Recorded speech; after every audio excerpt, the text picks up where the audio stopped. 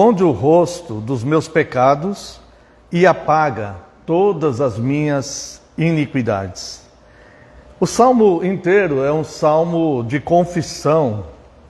E Davi, ele não fica justificando o seu pecado, a sua atitude diante de Deus, né? Como nós já observamos em outros momentos.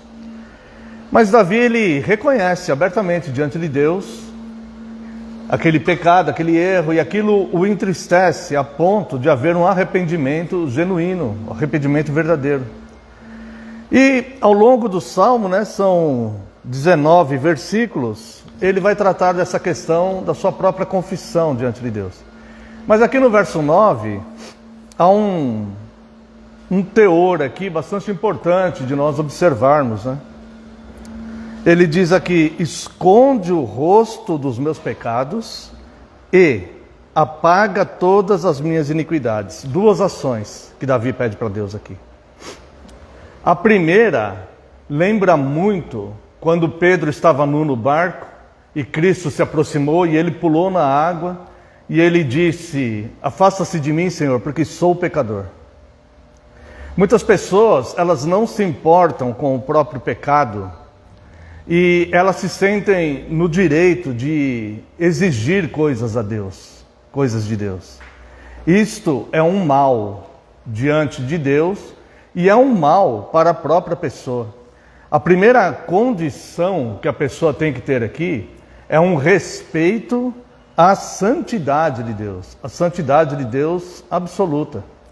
Irmãos, é muito triste quando os homens, eles não se consideram pecadores. Quando os homens, eles não se consideram, quando eles estão diante de um Deus santo, santíssimo, e eles querem reivindicar direitos. Existem músicas que falam, né, vou entrar na sala do trono e vou fazer.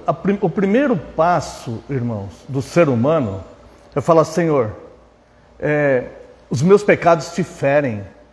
O Senhor é santíssimo. A palavra de Deus no livro de Abacuque, do profeta Abacuque, diz que os olhos de Deus não podem contemplar o mal, de tão santo que Deus é.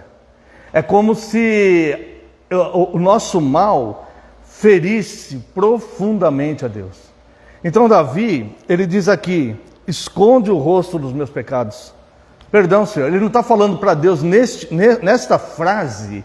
Ele não está falando propriamente esconde os meus pecados. Ele está dizendo: esconde o teu rosto dos meus pecados. E a intenção que deixa transparecer pelo contexto do Salmo, não é que ele está pedindo isso a Deus por um benefício próprio. Senhor, esconde o rosto dos meus pecados, senão o Senhor vai me condenar. Não é por isso que ele está dizendo isso. Senhor, esconde o rosto dos meus pecados, porque o Senhor é santo. Eu quero, mesmo falha e pequeno, eu gostaria de preservar o Senhor do mal que eu tenho feito, das coisas que eu pensei, do mal que eu elaborei. Eu gostaria muito de privar o Senhor disso, porque o Senhor é santíssimo. O Senhor é perfeito em santidade. No Senhor não existe mal algum. Eu, no entanto, cometi um mal grave. Então ele fala: Deus, esconde o seu rosto dos meus pecados. Eu não posso esconder do Senhor, mas esconde, não por não me condenar, porque de fato eu mereço essa condenação, mas porque eu me sinto destruído em saber que o Senhor está vendo, que o Senhor viu um grande mal que eu cometi, que fere o Senhor. Então ele faz um pedido para Deus que vale a pena nós meditarmos sobre isso. É como se nós estivéssemos, não comparando Deus com uma criança, porque Deus é incomparável, né? Mas comparando a intenção de Davi. A intenção, não comparando Deus, comparando a intenção de Davi. É algo como nós tentarmos proteger uma criança de não ver algo. Vamos supor uma imagem forte, alguma situação forte. Quando nós protegemos a criança, fala assim: olha, não olha para isso, né? É como se Davi estivesse tomando uma postura mais ou menos assim: Senhor, o meu pecado eu sei que te fere. O meu pecado foi grave, o que eu fiz foi muito grave. Esconde o teu rosto desse pecado.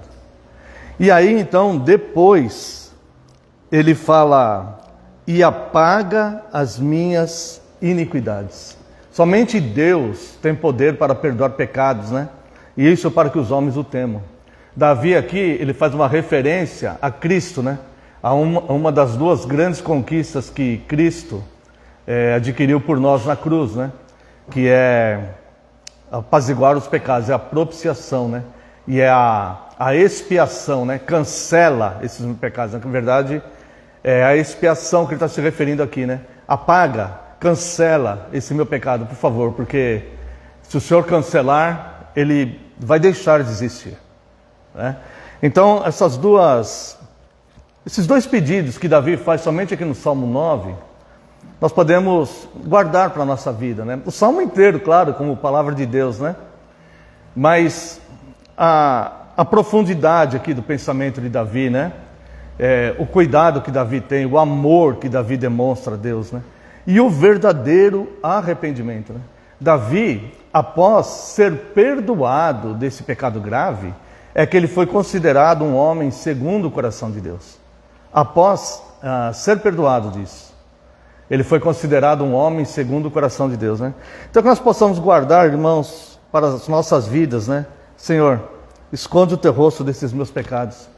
Não porque eu simplesmente quero o benefício de não ser condenado por eles, mas porque eu sei que eles te ferem, Senhor. E isso só aumentaria o mal que eu fiz dentro de mim. Esconde o teu rosto deste mal que eu cometi. E, pelas tuas muitas misericórdias, né?